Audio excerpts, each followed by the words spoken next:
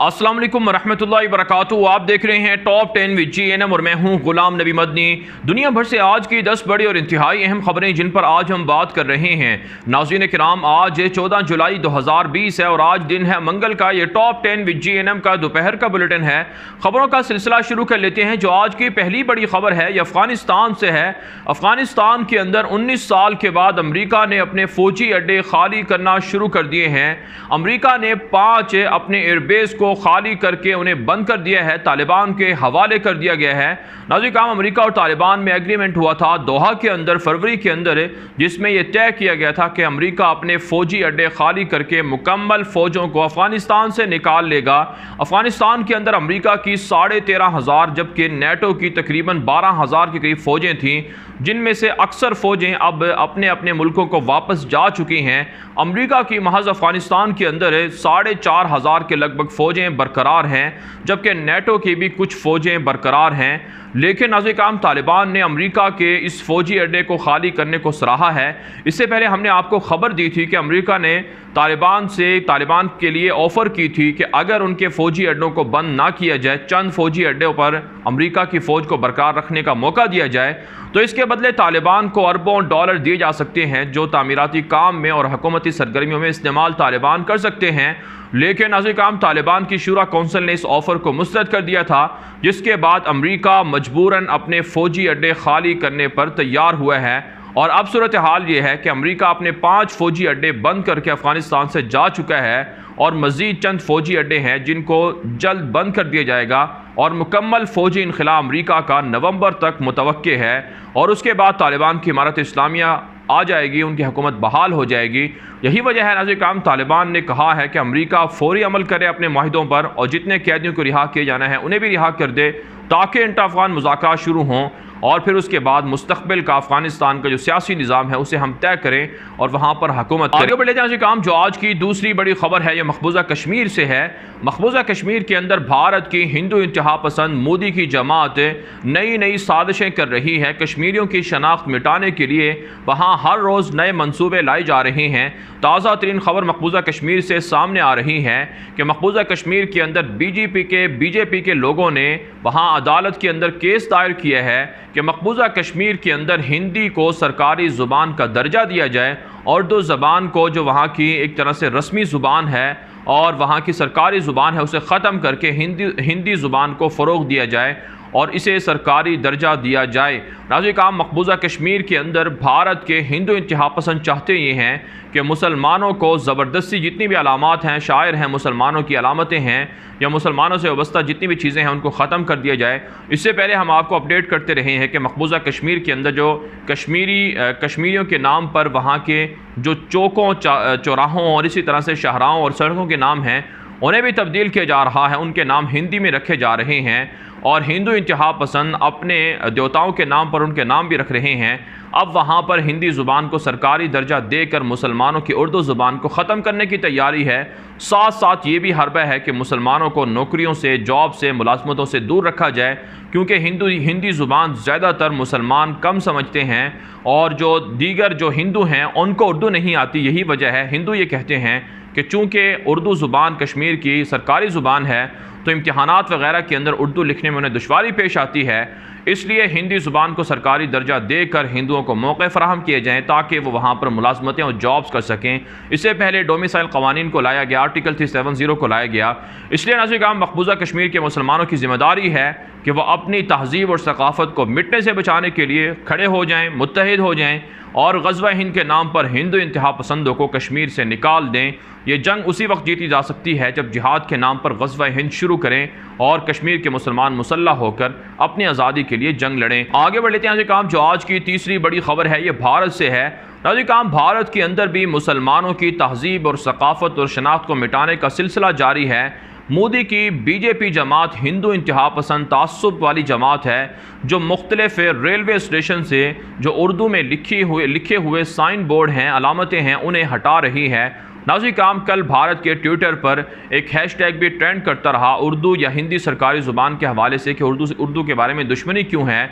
इस हवाले से नाज़रीन काम भारत की जो रेलवे है वहाँ पर जो स्टेशनों पर जो मकामात के नाम लिखे होते हैं वो हिंदी में भी होते हैं और साथ साथ उर्दू में भी लिखे जाते हैं। लेकिन अब जब से मोदी की जमात आई है तो भारत के अंदर से भी उर्दू में लिखे हुए अलामतों को या मकामात के नामों को हटाया जा रहा है। यहाँ तक कि भारत के अंदर जो मुसलमानों के नाम पर रखे हुए वहाँ के शहराओं के, सड़कों के या चौकों के नाम हैं उन्हें भी तब्दील किया जा रहा है।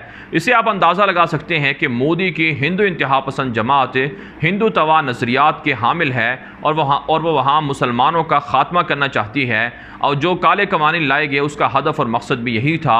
इसलिए नाज़रीन किराम ज़रूरी है कि मकबूजा कश्मीर के लोगों की तरह भारत के अंदर बसने वाले 25 करोड़ से ज़ायद मुसलमान भी मुत्तहिद हो जाएं और हिंदू इंतहा पसंद मोदी की जमात के ख़िलाफ़ मुत्तहिद होकर इस जंग को लड़ें, वरना उनकी शनाख्त को रफ्ता रफ्ता मोदी की हिंदू इंतहा पसंद हुकूमत मिटाती रहेगी। आगे बढ़ लेते हैं काम जो आज की तीसरी बड़ी खबर है ये तुर्की से है।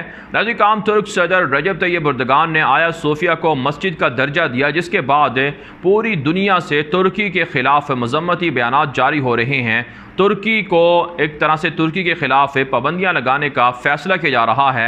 27 के करीब वज़राए ख़ारजा हैं यूरोपीय यूनियन के, यूरोपीय ममालिक के, उन्होंने एक मज़म्मती बयान जारी करते हुए एर्दोगान को धमकी दी है कि अगर एर्दोगान ने आया सोफिया की मस्जिद की हैसियत को वापस ना लिया, म्यूज़ियम में तब्दील ना किया, तो फिर एर्दोगान और तुर्की के ख़िलाफ़ पाबंदियाँ लगाई जा सकती हैं।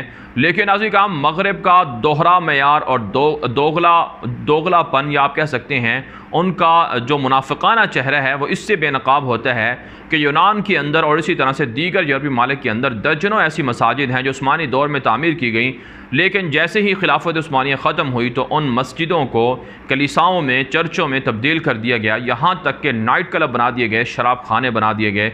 आज भी नाज़रीन किराम दर्जनों मसाजिद यूरोप के अंदर, यूनान के अंदर मौजूद हैं जिनको शराब खानों में, सिनेमा हॉलों में तब्दील कर दिया गया है। इसी तरह से अंदलुस के अंदर, स्पेन के अंदर हज़ारों मस्जिदें थी मुसलमानों की जिनको चर्चों में तब्दील करके नाइट क्लब बना दिए गए। इसके अलावा नाज़रीन किराम फ़लस्तीन की मशहूर तारीख़ी मस्जिद अल अहमर, उसे भी नाइट क्लब बना दिया गया और पिछले 1 साल से वहाँ पर शराब खाने और नाइट क्लब चलते हैं और वहाँ पर मुसलमानों की मसाजिद और मुक़द्दस जो इबादत गाहें हैं उनकी तौहीन की जाती है। पूरा यूरोप और मगरब इस बदमाशी पर कभी नहीं बोला और कभी नहीं कहा कि ये मजहबी रवादारी या मजहबी जो अखलाकियात हैं उसके ख़िलाफ़ हैं कि मस्जिदों को चर्चों में बदला जाए। और नाज़रीन काम जब आया सोफिया मुसलमानों का हिस्सा थी तो उस ज़माने में आया सोफिया के ख़िलाफ़ भी साजिशें जारी रहीं, यहाँ तक कि नाज़रीन काम बरतानवी इस्तिमारी दौर था, खिलाफत उस्मानिया को ख़त्म किया जा रहा था, उस वक्त भी दुश्मनों ने आया सोफिया मस्जिद की तौहीन की थी। आज मगरब और अमरीका किस तरह से मुसलमानों को, तुर्की को ताना देता है कि उसने क्यों मस्जिद को तब्दील किया, और बदकिस्मती से उन मुनाफिक लोगों को भी इबरत पकड़नी चाहिए जो नाम के मुसलमान हैं और एर्दोगान की मुखालफत सिर्फ इसलिए कर रहे हैं कि वो तुर्की की मस्जिद को, आया सोफिया मस्जिद को बना दिया उन्होंने, म्यूज़ियम से उसे मस्जिद में तब्दील किया और तुर्की को वो लीड कर रहे हैं। इसलिए नाज़रीन किराम समझना चाहिए कि मुसलमानों के दुश्मन मगरबी लोग हैं और उनके मुनाफिक हवारी भी हैं, और मुसलमानों को रफ्ता रफ्ता अपने शायर और अपनी अलामत और अपने उरूज को वापस लाना होगा और तरक्की जारी रखनी होगी। आगे बढ़ लेते हैं नाज़रीन काम, जो आज की 5वीं बड़ी ख़बर है ये अलजायर से है। नाज़रीन काम अलजायर के अंदर एक मशहूर तारीख़ी मस्जिद थी जिसे 2017 के अंदर तैयब एर्दोगान ने फ़्रांस से एहतजाज करके, मुज़ाकरात करके उसे बहाल करवाया। फ़्रांस का इस्तेमारी दौर रहा अलजायर के अंदर जहाँ पर मुसलमानों की मसाजिद को चर्चों में तब्दील किया गया। 2017 के अंदर एक मशहूर तारीख़ी मस्जिद है उसे तैयब एर्दोगान ने चर्च से मस्जिद में तब्दील किया, और इस वक्त सूरत हाल ये है कि यूरोप भर के अंदर तुर्की की जानिब से दर्जनों मसाजिद तामीर कर दी गई हैं। दुनिया भर की मशहूर और तारीख़ी मसाजिद यूरोप के अंदर तुर्की की जानिब से बनाई जा रही हैं। अब तक 18 सालों के अंदर तैयब एर्दोगान बहुत सारी मस्जिदें तामीर कर चुके हैं जो यकीनन तुर्की के इस्लाम की जानिब, इस्लाम के लिए बहुत बड़ी खिदमत है। यूरोप 2050 में मुसलमान होगा, रसूल अकरम सल्लल्लाहु अलैहि वसल्लम की पेशन गोई ज़रूर पूरी होगी और तुर्की इसके लिए काम कर रहा है। इसलिए दुनिया के मुसलमानों को तुर्की का साथ देना चाहिए। अच्छी बात है पाकिस्तान की पंजाब असम्बली के अंदर करारदाद पे पास हुई है जिसमें एर्दोगान के फैसले को सराहा गया है कि आया सोफिया को मस्जिद में तब्दील किया, जिस पर पाकिस्तान तुर्की के साथ खड़ा हुआ है। आगे बढ़ लेते हैं काम, जो आज की छठी बड़ी खबर है ये अमरीका और ईरान के ताल्लुकात के हवाले से है। नाज़रीन काम, अमरीका के कौमी सलामती की एक ताज़ा रिपोर्ट जारी हुई है कि ईरान ख़तरनाक जौहरी हथियार तैयार कर रहा है। अमेरिका ईरान के जौहरी हथियारों पर नज़र रखे हुए है। 2 के करीब ऐसे जौहरी प्लांट्स हैं जो खुफिया हैं, जिनका मुआयना आलमी जो मुआयनाकार हैं उनको नहीं करने दिया जा रहा, और यही वो प्लांट्स हैं जहां पर ईरान जौहरी हथियार यानी एटम बम तैयार कर रहा है। अमेरिका ने कहा है कि ईरान के जौहरी हथियारों को और जौहरी प्लांट्स को अनकरीब तबाह भी कर दिया जाएगा। इससे पहले नाज़रीन किराम एक मशहूर जौहरी प्लांट को तबाह किया गया था, धमाके हुए थे। उस पर ईरान ने यह कहा है कि अगर इसमें इसराइल या अमेरिका या कोई और मुल्क मुलव्वस हुआ तो उसके खिलाफ ईरान का रद्द अमल बहुत शदीद और सख्त होगा। आगे बढ़े थे काम जो आज की 7वीं बड़ी खबर है, ये इसराइल से है। इसराइली वज़ीर आज़म नेतन्याहू के खिलाफ एहतजाज फैल रहा है। तेल अवीव के अंदर वाक़ उनके घर के सामने लोगों ने एहतजाजी मुजाहरा किया, जिसकी वजह से वहाँ पर पुलिस और मुजाहिरीन में झड़पें भी हुई और 15 के करीब लोग ज़ख्मी भी हो गए। नाज़रीन काम कहा जाता है इसराइल के अंदर 28% लोग हैं महज जो इसराइल के वज़ीर आज़म पर एतमाद कर रहे हैं कि वो कोरोना वायरस की वजह से जो बेरोज़गारी आई है, गुर्बत आई है, उससे निमटने के लिए इसराइलियों की मदद कर सकते हैं। जबकि 70% से ज़ायद लोग समझते हैं कि इसराइल के मौजूदा वज़ीर आज़म नेतन्याहू करप्ट हैं, क्राइम मिनिस्टर हैं और ये इसराइल की तबाही और बर्बादी का सबब बन रहे हैं। हम आपको मुसलसल अपडेट कर रहे हैं कि इसराइल के अंदर मुसलसल जो वहाँ पर सियासी कशीदगी है वो बढ़ती जा रही है। दुनिया भर से इसराइल को तन्हाई का सामना भी करना पड़ रहा है। आगे बढ़े थे काम जो आज की 8वीं बड़ी खबर है, ये पाकिस्तान से है। ओवरसीज़ पाकिस्तानियों ने तकरीबन 23 अरब डॉलर पाकिस्तान को तरसीलात ज़र भेजी हैं सिर्फ 1 साल के अंदर, जो एक रिकॉर्ड तरसीलात ज़र हैं, जिनमें 5 अरब डॉलर से ज़ायद की रकम सऊदी अरब से पाकिस्तानियों ने भिजवाई हैं। नाज़रीन काम ओवरसीज़ पाकिस्तानी दुनिया भर में जहाँ कहीं मौजूद हैं वो पाकिस्तान का असासा हैं। उनके मसाइल पाकिस्तान की हुकूमत को हल करने चाहिए और ज़्यादा तादाद में मुख्तलिफ मुल्कों से रब्ते करके पाकिस्तान से जो लेबर फोर्स है, वर्क फोर्स है, वो भिजवानी चाहिए, ताकि पाकिस्तान के अंदर बैरूनी दुनिया से जो ज़र मुबादला है वो आ सके और फिर उसके बाद पाकिस्तान के अंदर तामीराती काम हो सके और लोगों को यहाँ जॉब्स के और नौकरियों के मौके मिल सके। आगे बढ़े जाए काम जो आज की 9वीं बड़ी खबर है, ये ईरान, इसराइल और चाइना के ताल्लुकात के हवाले से है। नाज़रीन किराम, ईरान के साथ चाइना ने 400 अरब डॉलर का मुआहिदा किया है 25 सालों के लिए।